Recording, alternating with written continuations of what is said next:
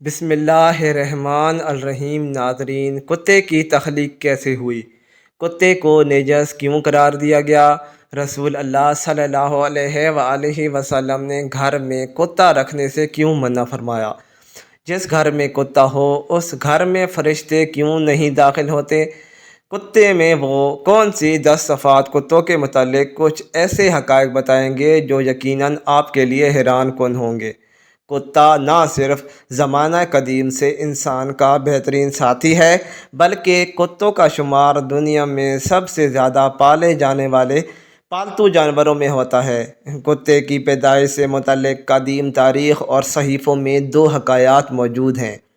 پہلی روایات کے مطابق کتے کی پیدائش کے متعلق امام عبد الرحمن الصفوری نے اپنی کتاب نزہۃ المجالس میں نقل فرمایا ہے کہ جب حضرت آدم علیہ السلام کی تخلیق اللہ پاک نے فرمائی اور تمام فرشتوں کو حضرت آدم علیہ السلام کو سجدہ کرنے کا حکم دیا گیا تو اس وقت شیطان جو کہ فرشتوں کا سردار تھا اس نے اس سجدے سے نہ صرف انکار کیا بلکہ اس وقت اس نے حضرت آدم علیہ السلام کے پتلے پر تھوک دیا تھا جو کہ حضرت آدم علیہ السلام کے پیٹ پر جا کر گرا تھا، جس پر اللہ تعالیٰ نے حضرت جبرائیل علیہ السلام کو حکم دیا تھا کہ حضرت آدم علیہ السلام کے پیٹ سے اس تھوک والی مٹی کو ہٹا دو۔ اس مٹی کے ہٹنے سے حضرت آدم علیہ السلام کے پیٹ پر ایک سوراخ بن گیا تھا جو کہ آج بھی ناف کی صورت میں ہر انسان کے پیٹ پر موجود ہے۔ اس کے بعد اس پیٹ والی مٹی سے کتے کو بنایا گیا تھا۔ یہ واقعہ امام صفوری نے بلا کسی سند کے ذکر کیا ہے اور قرآن یا حدیث میں اس کا ذکر موجود نہیں، لہذا اس کو معتبر نہیں کہا جا سکتا۔ دوسری حکایت نور المبین نامی کتاب میں موجود ہے جس میں حضرت علی رضی اللہ تعالیٰ عنہ نے ہمارے پیارے نبی حضرت محمد صلی اللہ علیہ وآلہ وسلم سے دریافت کیا کہ کتوں کو کیوں پیدا کیا گیا اور انسان کو اس کو اپنے گھر میں رکھنے سے کیوں منع کیا گیا؟ تو اس کے جواب میں نبی کریم صلی اللہ علیہ وآلہ وسلم نے فرمایا تھا کہ جب حضرت آدم علیہ السلام اور بی بی حوا علیہ السلام کو اللہ تعالیٰ نے زمین پر بھیجا تھا تو دونوں خوف سے ایک پرندے کی مانند کانپ رہے تھے۔ اس وقت شیطان دنیا کے دیگر درندوں کے پاس گیا تھا اور ان سے کہا کہ تم لوگ آ کر ان معصوم پرندوں جیسے کمزور لوگوں کو کھا لو۔ درندوں کو پکارتے ہوئے شیطان کے منہ سے کف جاری ہو گئی تھی۔ اس تھوک سے کتوں کو تخلیق کیا گیا۔ یہی کتے اس کے بعد انسانوں اور ان درندوں کے بیچ اللہ تبارک تعالیٰ کے حکم سے آ گئے تھے اور انہوں نے انسانوں کو بچا لیا تھا۔ بخاری شریف کی حدیث نمبر 3227 اور مسلم شریف سند ابو داؤد مسند احمد سمیت دیگر احادیث کی کتب میں ام المؤمنین حضرت سیدہ میمونہ رضی اللہ تعالی عنہا سے یہ روایت بیان کی جاتی ہے کہ ایک بار رسول اللہ صلی اللہ علیہ وآلہ وسلم بیدار ہوئے تو غمگین رسول اللہ صلی اللہ علیہ وآلہ وسلم خاموش تھے۔ میں نے پوچھا، یا رسول اللہ صلی اللہ علیہ وآلہ وسلم کیا بات ہے؟ آپ کی کیفیت بدلی ہے۔ فرمایا، حضرت جبرائیل علیہ السلام نے رات آنے کا وعدہ کیا تھا پر نہیں آئے، پورا دن اسی طرح گزرا۔ پھر آپ کو یاد آیا کہ ہمارے بچھونے کے نیچے کتے کا ایک پلہ ہے۔ آپ صلی اللہ علیہ وآلہ وسلم نے اسے نکالنے کو کہا اور اپنے دست مبارک سے اس جگہ پانی چھڑک دیا۔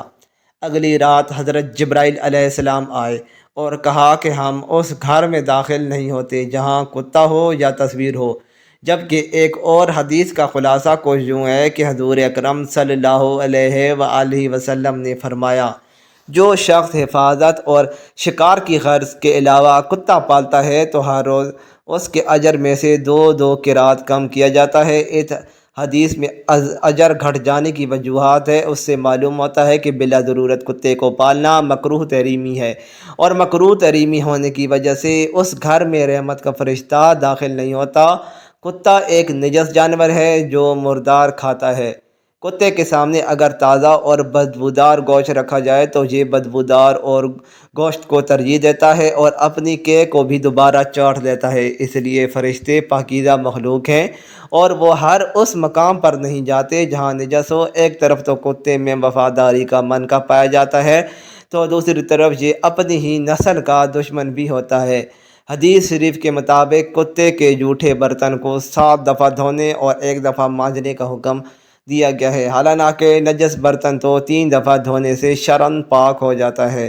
جدید سائنس بھی اس بات کو مان چکی ہے کہ کتے کے لعاب میں انتہائی خطرناک ترین جراثیم پائے جاتے ہیں جو انسانی صحت کے لیے انتہائی مضر ہوتے ہیں۔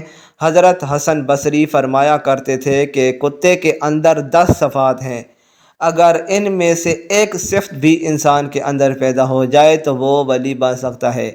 نمبر 1، کتے کے اندر قناعت ہوتی ہے، جو مل جائے اس پر قناعت کر لیتا ہے اور راضی ہو جاتا ہے، یہ قانعین یا صابرین کی علامت ہے۔ نمبر 2، کتا اکثر بھوکا رہتا ہے، یہ صالحین کی علامت بھوکار ہے۔ نمبر 3، دوسرا کتا اس پر زور کی وجہ سے غالب آ جائے تو یہ اپنی جگہ چھوڑ کر دوسری جگہ چلا جاتا ہے، یہ راضین کی علامت ہے۔ نمبر 4، کتے کا مالک اگر اس کو مارے تو وہ اپنے مالک کو چھوڑ کر نہیں جاتا، یہ صادقین کی علامت ہے۔ نمبر 5، کتے کا مالک بیٹھا کھانا کھا رہا ہو تو یہ باوجود طاقت اور قوت کے اس سے کھانا نہیں چھینتا، یہ مساکین کی علامت ہے۔ نمبر 6، جب مالک اپنے گھر میں ہو تو یہ دور جوتوں کے پاس جا کر بیٹھ جاتا ہے اور ادنیٰ جگہ پر راضی ہو جاتا ہے، یہ متوازین کی علامت ہے۔ نمبر 7، دنیا میں رہنے کے لیے اس کا اپنا کوئی گھر نہیں ہوتا، یہ متوکلین کی علامت ہے۔ نمبر 8،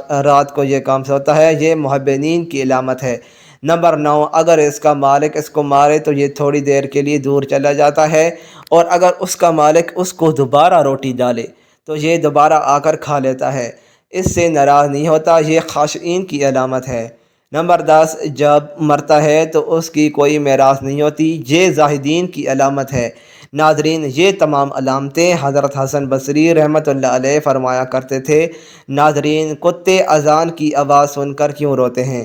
آپ نے بھی یہ مشاہدہ کیا ہوگا کہ جیسے ہی فجر کی اذان ہوتی ہے تو اکثر اوقات کتے اذان کے ساتھ رونے جیسی آوازیں نکالتے ہیں اور آسمان کی جانب منہ کر کے روتے ہیں۔ بعض اوقات کتے فجر کے علاوہ باقی اذانوں کے ساتھ بھی ایسی ہی آوازیں نکالتے ہیں۔ اکثر لوگوں کے ذہن میں یہ سوال پیدا ہوتا ہے اور وہ یہ سوال پوچھتے بھی ہیں کہ کتے ایسا کیوں کرتے ہیں؟ روایات میں یہ بات ملتی ہے کہ رات کے اوقات میں اکثر شیاطین اور شیطانی جنات وغیرہ اس کائنات میں گھومتے پھرتے ہیں، اور ان کا یہ گھومنا رات کو ہی ہوتا ہے۔